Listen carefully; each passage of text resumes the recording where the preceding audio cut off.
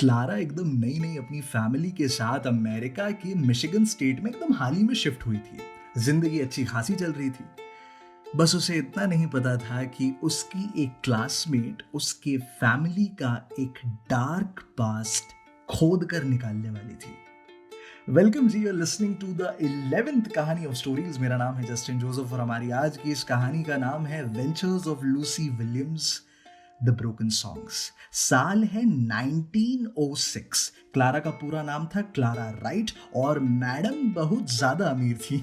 Parents बहुत अच्छे थे लेकिन अक्सर ना काफी बिजी रहते थे, तो अपनी जिंदगी की इस लोनलीनेस को भरने के लिए ये अक्सर ना हाउस पार्टीज ऑर्गेनाइज किया करती थी। मतलब आके 7-8 महीने हुए थे लेकिन इतने में 5 पार्टीज तो मिनिमम इन्होंने रखी दी थी। लेकिन इस बार की जो पार्टी थी उसमें उन्हें एक चेहरा दिखाई देता है जो उन्होंने इसके पहले अपनी किसी भी पार्टी में नहीं देखा था।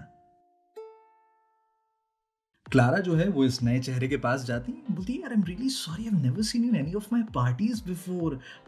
तुम मेरे हिस्ट्री क्लास में हो राइट?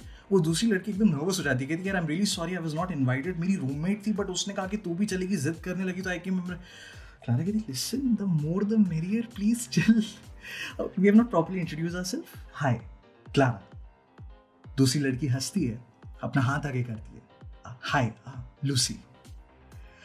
उस पार्टी में एक बहुत अनएक्सपेक्टेड दोस्ती होती है क्योंकि क्लारा ना हमेशा से एक परफेक्ट गर्ल वाली इमेज कैरी करती थी। वो लड़कियां नहीं तो हा हा हा हा करके हंसती है लेकिन लूसी के सामने she felt free. Anyhow वो पार्टी आगे बढ़ती है and Lucy somewhere realizes that वो जिसके साथ उस पार्टी में आई थी वो लड़की कहीं पे दिखाई नहीं दे रही। क्लारा से एक्सक्यूज लेकर ये मैडम दोस्त को ढूंढती लेकिन वो मिले तो ना। इसको ऐसा हैरान परेशान सा देखकर क्लारा पास में आती, क्या हो गया? वो अपनी प्रॉब्लम बताती है। वो कहती है तेरी पहली हाउस पार्टी है क्या? हाँ, मतलब वो बचपन की अगर स्कूल बर्थडे पार्टीज काउंट नहीं करे तो काइंड ऑफ यस। लिसन, आप वो किसी के साथ गई होगी तो चिल कर। तो वो कहती है यार वो इतना रात हो गया, अभी वो हॉस्टल जाना है, पता नहीं वार्डन क्या बोलेंगी, तो यहीं रुक जाना एक काम कर रात को। अब इसका जवाब लूसी कैसे दो उसे नहीं पता क्योंकि क्या ना, this was all very new for her. उसका कोई कभी ऐसा दोस्त नहीं बना था जिसके साथ उसने ऐसी नाइट स्टेज और ये सब किए हों। वो सोच ही रही होती है, इतने में क्लारा पूछती है वापस नहीं जाएगी तो कोई प्रॉब्लम है क्या? तो वो कहती है नहीं वापस नहीं, लाइक तुम अपने दोस्तों के साथ हो, मैं रहूंगी, जबरन ऑकवर्ड हो जाएगा। तो listen, it's final, you are staying here tonight. और ये कहकर क्लारा उसको अपने साथ लेकर जाती है और हमारी कहानी यहां पर शुरू होती है। धीरे धीरे जो गेस्ट होते हैं वो वापस जाने लगते हैं, तो रात के 2-1 बजे के आसपास उस घर में लूसी, क्लारा और कुछ बहुत जो हाउस सर्वेंट्स होते हैं वो बचते हैं। अब हर दोस्ती की तरह जब सब लोग चले जाते हैं तो असली बातें निकल कर बाहर आती हैं। तो क्लारा अपने बारे में, लूसी अपने घर की कुछ किस्से, ये सब ऐसे आपस में शेयरिंग वेयरिंग चलती रहती है। इतनी में क्लारा जो है वो लूसी से पूछती है, hey you like listening to music? अब उस समय ये आईपॉड वगैरह तो होता नहीं था। Any source of music was a radio. अब रात के 2 बजे कौन सा रेडियो? क्लारा के पास ग्रामोफोन था। भैया उस समय की प्रिविलेजेस वाली बात होती थी। अब वो डांस के लिए इनवाइट कर रही है, लूसी जो है वो ग्रामोफोन को लेकर ज्यादा एक्साइटेड होती है अब ये जो ग्रामोफोन होते हैं ना, इसमें ना बड़ी बड़ी सी डिस्क होती थी जिनको लगा के गाने चलते थे। इन्हें ना बहुत संभाल कर रखना पड़ता था। थोड़ा सा भी स्क्रैच गिरा, सीडी खराब, गाना बजता है। एंजॉय करते करते थक के चूर हो जाने के बाद दोनों के दोनों वहीं पड़े काउच में सो जाते हैं। अगले दिन की सुबह होती है एंड ऑब्वियसली कॉलेज तो जाना होता नहीं तो भैया लूसी जो है वो फ्रेश होकर के वापस अपने हॉस्टल के लिए तैयार होती है कि इतने में ना वो क्लारा थोड़ी ऑकवर्डली उससे जाते जाते में पूछती कि listen, like if you free like any time like weekends और like tomorrow, no pressure at all, like I would love to hang out with you but any time if you free. उसको इतना awkward देखना Lucy की हंसी छूट जाती है। कहती कि लिसन, मैं ना एक्चुअली में शायद परसों फ्री हूँ, तो if you want to, like इतने में क्लारा इंटरप्ट कर देती है, trust me it's gonna be awesome, मैं सब कुछ प्लान कर दूंगी, नो वरीज एट ऑल। और उसके चेहरे पे जैसे 4 चांद ही लग जाते हैं इस कनेक्शन के कारण लूसी वापस जाती है। परसों आता है, गाने बजाए जाते हैं, डांस होता है, मैक्सिमम गाने सही बजते हैं, बस कुछ गाने खराब।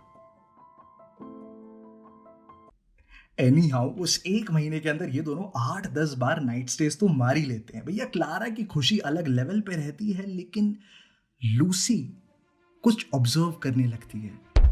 वो ग्रामोफोन जो रहता है ना, उसकी एक पेक्युलियरिटी लूसी को बहुत चुभती है। जो गाने खराब बजते हैं अकेले वो नहीं, बल्कि जो गाने सही बजते थे वो भी। एक दिन ऐसी नाइट स्टे के दौरान लूसी अपने साथ में 8-10 डिस्क को रेंट करके ले आती। क्लारा पूछती क्या है ये, बोले तो चलना अंदर तो चल। और वो अंदर जाके विदाउट वेस्टिंग एनी टाइम एक के बाद एक डिस्क को लगाकर चेक करने लगती है।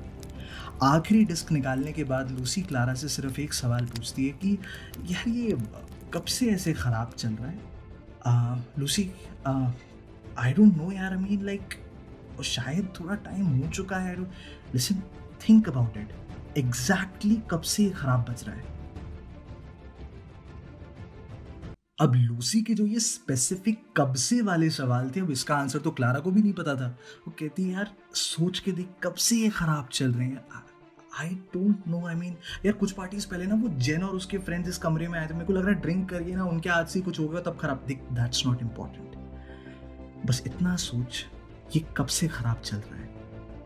Clara says I am really sorry यार, मुझको नहीं पता। क्या उस पार्टी के बाद से जिस पार्टी में you and I first met?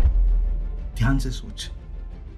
Clara thinks about it and she is like actually you are right, I mean हाँ यार उसी पार्टी में तो रात को अपन ने जब बजाया था तब that was the first time when we notice that वो खराब चल रहा, उसके पहले तो सही था।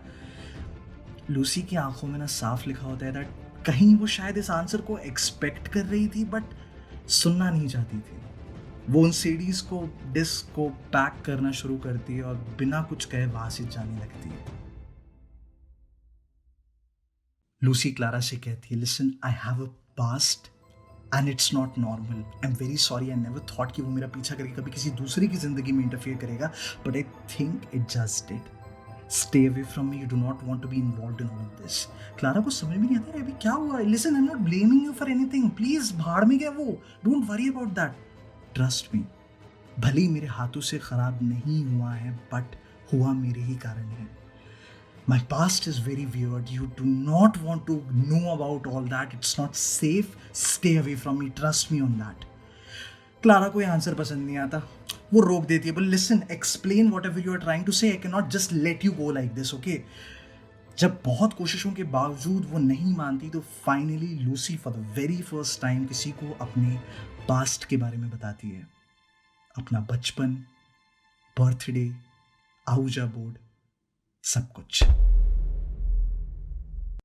लूसी जब अपनी सारी बातें बता देती है, she was expecting Clara to say something in return, लेकिन क्लारा कुछ नहीं कहती। She just sits there as if in shock or something. Lucy वहां से जाने लगती है तो इतने में क्लारा धीमी सी आवाज में कहती है, आज ऐसा क्या हुआ जो तुझे ये सब फील हुआ? आज ही क्यों तुझे ऐसा लग रहा है कि your past is following you? Lucy हंस के सॉफ्टली कहती है, इंसान रेसिस्ट होते हैं, मशीन नहीं। तेरे ग्रामोफोन में जितने भी गाने खराब चल रहे हैं वो सारे स्पैनिश हैं। क्लारा उठती है, एक लैटिन ओपेरा म्यूजिक लगाती है, बिल्कुल सही बजता है, हटाती है, एक स्पैनिश गाने की डिस्क लगाती है, ग्लिच की आवाज आती है। लूसी बिना कुछ कहे वहां से वापस जाने लगती है। दरवाजे के पास पहुंचती है कि इतने में पीछे से एक आवाज आती है। मुझे रात में एक बच्चे के चीख कर रोने की आवाज आती है। लूसी पीछे मुड़ती है। I am sorry, what do you mean? Her Wednesday रात को 10-11 बजे के आसपास एक बच्चे के रोने की आवाज आती है। Every single Wednesday. You think you are weird? Include me in your club too please. दोनों एक दूसरे से कुछ नहीं कहते। कमरे में एक ऑकवर्ड साइलेंस हो जाता है। कौन से बच्चे के रोने की आवाज?